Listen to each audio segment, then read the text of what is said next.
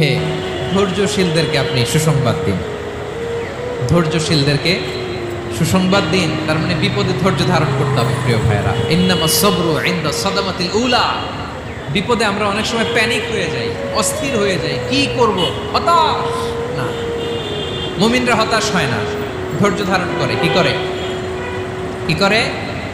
ধৈর্য ধারণ করার শক্তি দাও গো মেহেরবান আমায়, দাও গো মেহেরবান।